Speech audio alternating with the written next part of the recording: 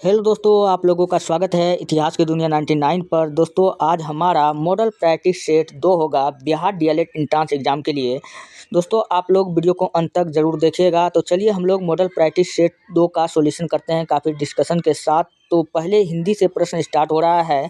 तो प्रश्न नंबर 1 है, निम्नलिखित में से कौन सा शब्द तद्भव नहीं है।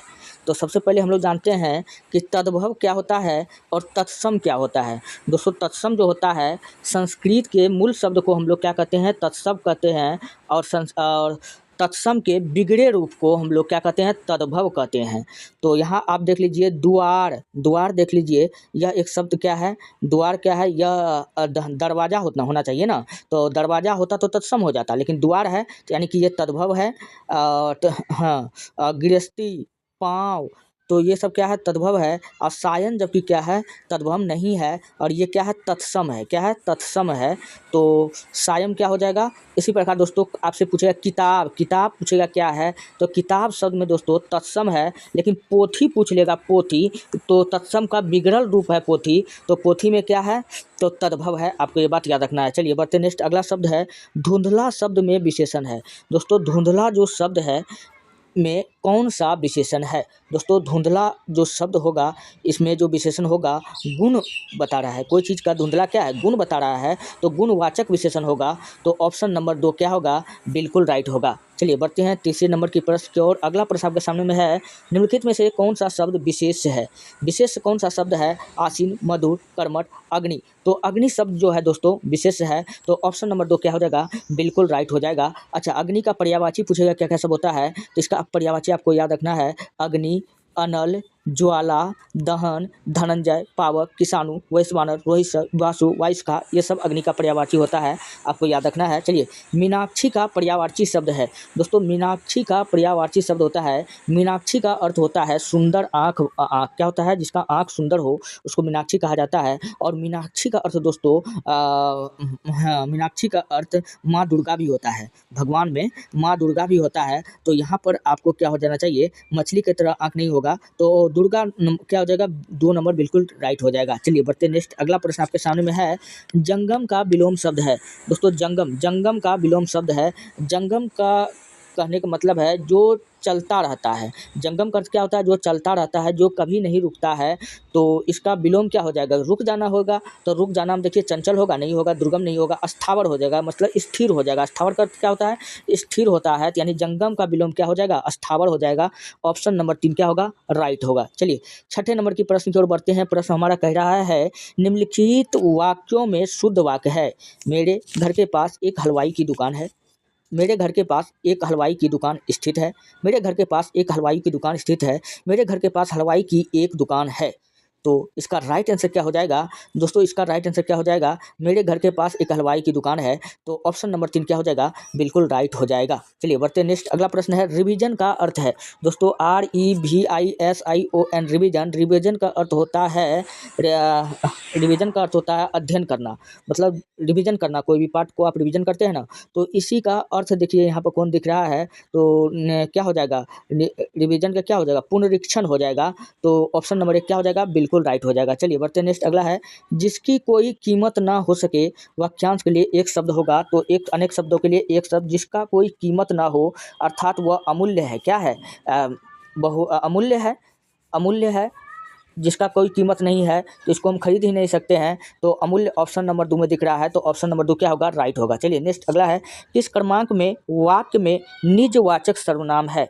तो निजवाचक सर्वनाम पहचानने का नियम होता है, जिस वाक्य में स्वयं या खुद लगा रहे, स्वयं या खुद लगा रहे, तो उसमें कौन सा सर्वनाम होता है, निजवाचक सर्वनाम होता है। आप पढ़िए, उसका पता लगाओ, जिसकी लाठी उसकी भैंस, सब काम मैं अपने आप से करता हूँ। देखिए मैं, स्वयं, खुद, ये सब लगा रहेगा तो क्या होगा, मैं खुद पढ़ लेता हूँ। तो इस टाइप का भी वाक्य कौन सा हो जाएगा, निजवाचक सर्वनाम हो जाएगा। तो ऑप्शन नंबर 3 क्या हो जाएगा, बिल्कुल राइट हो जाएगा। आप पुस्तक पढ़े थे, ऑर्डर दे रहा है। चलिए बढ़ते नेक्स्ट, अगला है, हिंदी न फारसी, मियाँ जी बनारसी। अब यहाँ देख लीजिए, अर्थ व्यंजना से मिलते जुलते अर्थ वाले लोकोक्तियों किस प्रकार के में है। दोस्तों हिंदी न फारसी मियाँ जी बनारसी। पहले तो इसका अर्थ समझिए। मतलब ऐसा व्यक्ति जो पढ़े लिखे कुछ भी नहीं है, अपने आप को 30 मार्क खां समझता है, तो वैसे व्यक्ति के लिए एक शब्द बना है हिंदी न फारसी मियाँ जी बनारसी। और इसका और इसी टाइप का अर्थ में खोजना है आपको। यहाँ पर कौन सा सही होगा, तो ऑप्शन पढ़िए। प्यादे से फर्जी भयो टेढ़ो टेढ़ो जाए, सुसंदर के सिर में चमेली का तेल, अहिरन सात गुड़ियन नाचे भेड़ी खाए सियार, तन पर नहीं लता खाने पान अलबत्ता। तो इसका ऑप्शन नंबर 3 राइट हो जाएगा। अहिरन के साथ गड़ेरिया नाचे भेड़ी खाए सियार। तो इसके जैसा अर्थ मिलता जुलता कौन है, ऑप्शन नंबर 3 है। चलिए बढ़ते नेक्स्ट। अगला है किस क्रमांक में अकर्मक क्रिया है। अकर्मक क्रिया। क्रिया दो प्रकार का होता है, एक सकर्मक क्रिया और एक होता है अकर्मक क्रिया। अकर्मक क्रिया में दोस्तों कर्म का अभाव होता है। अकर्मक क्रिया में क्या होता है, अकर्मक क्रिया में कर्म का अभाव होता है, कर्म का अभाव होता है। और सकर्मक क्रिया में कर्म होता है। तो यहाँ अकर्मक क्रिया पूछ रहा है, अकर्मक नहीं पूछ रहा है। तो अकर्मक क्रिया में क्या होगा, कर्म का अभाव होगा।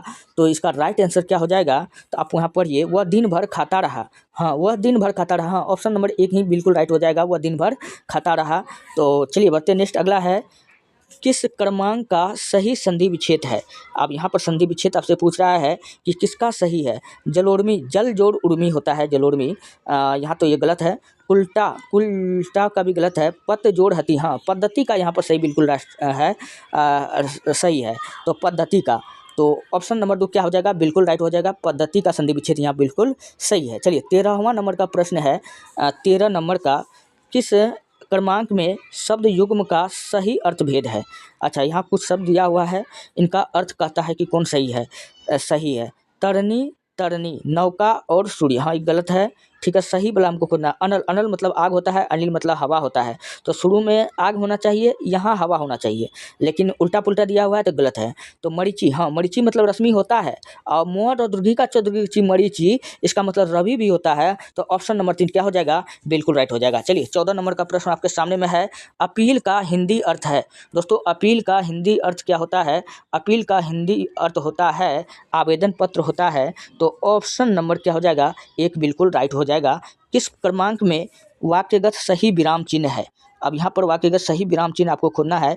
नारी तुम केवल श्रद्धा हो। ऑप्शन है मैं कब कहा मैं लखनऊ जाऊंगा, मैं कब कहा कि मैं लखनऊ जाऊंगा और पटना न जाऊंगा। कैसे घूमूंगा मैं हाय लंका धाम में। एक बार मोहन जयपुर गया था और वहाँ से पुस्तक खरीद लाया।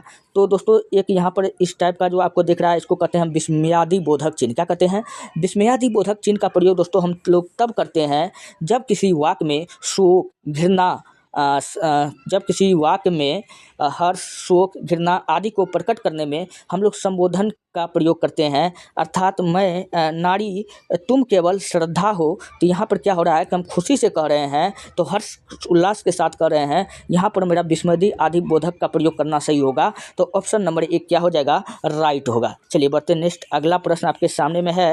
निम्नलिखित अनुच्छेद को पढ़कर उस पर आधारित प्रश्न उत्तर को छांटिए। चलिए यहाँ पर अगला प्रश्न आपके सामने में है। ईश्वर ने संसार के सारे रहस्य प्रकृति में छिपा कर रख दिए थे। अब इतना पढ़ने का टाइम नहीं है, तो फटाफट हम लोग क्वेश्चन पे आ जाते हैं। क्वेश्चन है वास्तव वह अपने भाग्य स्वयं निर्माता है। तो यहाँ पर देखिए कौन सा सही जो है भराएगा इस खाली लाइन में। तो वास्तव डैश डैश डैश वह अपनी भाग्य स्वयं निर्माता है। तो यहाँ पर आप लोग पढ़िए वास्तव कहाँ लिखा हुआ है। तो यहाँ पर आप पढ़ सकते हैं कि प्रयत्न से पर्दा उठा, यह कहना है कि मनुष्य संसार के समय अपना भाग लेकर आता है। वास्तव में अपना भाग का स्वयं निर्माता है। तो वास्तव में देखिए यहाँ पर छुपा हुआ है, तो यहाँ पर में भराएगा। क्या भराएगा, में भराएगा। तो ऑप्शन नंबर 3 क्या होगा, राइट हो जाएगा। अब सुनने में भी अच्छा लगता है कि वास्तव में मनुष्य स्वयं अपने भाग का निर्माता है। चलिए बढ़ते नेक्स्ट। अगला प्रश्न आपके सामने में है। यह जीवन क्या है, निर्झर है। वाक्य में प्रयुक्त अलंकार को पहचानिए। दोस्तों यहाँ पर जो अलंकार होगा, यह जीवन क्या है, निर्झर है, यहाँ पर रूपक अलंकार होगा। कौन सा अलंकार होगा, रूपक अलंकार होगा। बात करिए अगर रूपक अलंकार हम लोग किसको कहते हैं, जिस वाक्य में योजक चिन्ह इसको कहते हैं, हाइफन जो बीच में डैश जो दिया हुआ रहता है, योजक चिन्ह और सा से सी न लगा रहे, उसको हम लोग कौन सा अलंकार में रखते हैं, तो रूपक अलंकार में रखते हैं। तो ऑप्शन नंबर 4 क्या हो जाएगा, बिल्कुल राइट हो जाएगा। चलिए बढ़ते हैं नेक्स्ट। और रूपक अलंकार का क्या हो जाएगा, उदाहरण क्या होगा, फूलों सा चेहरा तेरा परियों सी मुस्कान है। तो पूछेगा इस वाक्य में कौन सा अलंकार है, तो रूपक अलंकार है। चलिए बढ़ते हैं नेक्स्ट। अगला है अर्थ के अनुसार कुल है, सही विकल्प का चयन करें, रिक्त स्थानों को पूर्ति करें। दोस्तों अर्थ के अनुसार जो होता है दोस्तों, संबंध बोधक अव्यय का 8 भेद होता है। कितना होता है? संबंध बोधन अव्यय का 8 भेद होता है। तो ऑप्शन नंबर कहाँ है? दो में हमको दिख रहा है संबंध बोधक अव्यय का 8 भेद, तो यही भरा जाएगा। तो ऑप्शन नंबर 2 क्या होगा? राइट होगा। नेक्स्ट है चोरी करके तुमने ऐसा कार्य किया, तुम्हें चाहिए। क्या चाहिए? यहाँ पर देखिए, आप भरिए, जो वाक्य आपको सटीक बैठेगा आपको वही वाक्य आपको देना चाहिए। चैन की बंसी बजाना चाहिए, चोरी करके कोई चैन का बंसी बजाएगा नहीं ना, तो गलत बात है। और चादर तान कर सो जाएगा क्या चोरी करके? तो ये भी गलत है। छठी का दूध याद आना, ये भी गलत है। हाँ, चोरी करके चुल्लू भर पानी में जब पकड़ा जाता है तो कहता है कि तुमको तो चुल्लू भर पानी में डूब कर मरना चाहिए, तुमने चोरी किया है। तो ऑप्शन नंबर 2 क्या हो जाएगा? बिल्कुल राइट हो जाएगा। चलिए बढ़ते नेक्स्ट। अगला प्रश्न आपके सामने में है, कई दर्शकगण किस विशेषण का उदाहरण है? देखिए, कई लगल रहे या कुछ लगल रहे या कुछ लगल रहे या कुछ लगल रहे या कोई लगल रहे, तो समझ जाइएगा यहाँ पर अनिश्चितता का बोध होता है। तो कहेगा कि कई लड़के आए। कितने लड़के आए? कुछ पता तो नहीं चल रहा, अनिश्चित है। कुछ चीनी दो। कितना चीनी दो? 1 मुट्ठी की 1 केजी, कुछ पता नहीं चल रहा है। तो यहाँ पर अनिश्चित संख्यावाचक विशेषण हो जाएगा। ऑप्शन नंबर 2 क्या होगा? राइट होगा। चलिए बढ़ते हैं नेक्स्ट। अगला प्रश्न है, रतिपति शब्द का समान अर्थी शब्द है। दोस्तों रतिपति शब्द का समान अर्थी शब्द क्या है? तो रतिपति शब्द का जो समान अर्थी शब्द है वो क्या हो जाएगा? और क्या हो जाएगा? पंचसर हो जाएगा। ऑप्शन नंबर 3 क्या हो जाएगा? बिल्कुल राइट हो जाएगा। चलिए बढ़ते हैं नेक्स्ट। अगला आपके सामने में है प्रश्न, उपमेय, उपमान, साधारण, धर्म और वाचक किस अलंकार के भेद हैं? तो 22 नंबर का प्रश्न आपके सामने में है, यह किस अलंकार का भेद है? तो दोस्तों यह जो है यह विप्सा अलंकार का भेद है। तो ऑप्शन नंबर 4 क्या हो जाएगा? बिल्कुल राइट हो जाएगा। चलिए बढ़ते हैं नेक्स्ट। अगला प्रश्न आपके सामने में है, निम्न में से एक सही विकल्प को छांटिए। आपको सही विकल्प को कह रहा है छांटने के लिए, कौन सही है और कौन गलत है। पहले पढ़िए, बिना कड़ी परिश्रम किए तुम सफल नहीं हो सकते। तुम सफल नहीं हो सकते बिना कठोर परिश्रम के। कठिन परिश्रम के बिना तुम सफल नहीं हो सकते। हाँ, यही बिल्कुल सही है। हाँ, तो ऑप्शन नंबर 3 क्या हो जाएगा? बिल्कुल राइट हो जाएगा। चलिए बढ़ते हैं नेक्स्ट। अगला प्रश्न है, वीर रस का अस्थायी भाव क्या होता है? दोस्तों वीर रस का अस्थायी भाव क्या होता है? उत्साह होता है। क्या होता है? उत्साह होता है। फिर अगर आपसे क्वेश्चन पूछेगा कि क्रोध किस रस का अस्थायी भाव है, तो आपको बताना है रौद्र रस का। क्या बताना है? और रौद्र रस का कई बार दोस्तों एग्जाम में ये सब पूछा जाता है। रौद्र रस का अस्थायी भाव क्या है? तो आपको क्या बताना है? रौद्र रूप। नहीं कहता आज मेरा रौद्र रूप देखना, मतलब मेरा क्रोध को देखना। तो रौद्र रस का अस्थायी भाव क्या है? क्रोध है। अच्छा, हास पूछेगा किस रस का अस्थायी भाव है, तो ये हास रस का है। किसका है? हास रस का है। आपको ये बात याद रखना है। रति पूछेगा किस रस का अस्थायी भाव है। दोस्तों रति जो है, रति पूछेगा किस रस का अस्थायी भाव है, तो रति हो जाएगा आपका श्रृंगार रस का अस्थायी भाव है। किसका है? श्रृंगार रस का अस्थायी भाव है। श्रृंगार टोटल कितना होता है? 14 होता है। रस पूछेगा कितना होता है, तो 9 होता है। कितना होता है? 9 होता है। और रसों का पिता पूछे किसको कहा जाता है, तो भरत मुनि को कहा जाता है। चलिए बढ़ते हैं नेक्स्ट। अगला प्रश्न आपके सामने में है, प्रस्तुत पंक्तियों में कौन सा अलंकार है? दोस्तों प्रस्तुत पंक्तियों में कौन सा अलंकार है? यहाँ पर देख लीजिए क्या दिया हुआ है, ना ही पराग नहीं मधुर मधु नहीं विकास यही काल, कली कली ही सो बंध्यो आगे कौन हवाल। प्रस्तुत पंक्तियों में कौन सा अलंकार है? तो प्रस्तुत पंक्ति में कौन सा अलंकार है आप लोग कमेंट में बता दीजिए। दोस्तों अब इसके बाद मैं आपको मॉडल प्रैक्टिस सेट 2 कराने वाला हूँ। सब क्या कहते हैं, जीके जीएस का। तो जीके जीएस का होगा। अगर आपको वीडियो अच्छा लगता है, हेल्पफुल लगता है, तो हमारे चैनल को सब्सक्राइब कर लीजिए, वीडियो को लाइक कर दीजिए, जितना हो सके अपने दोस्तों में शेयर कर दीजिए। चलिए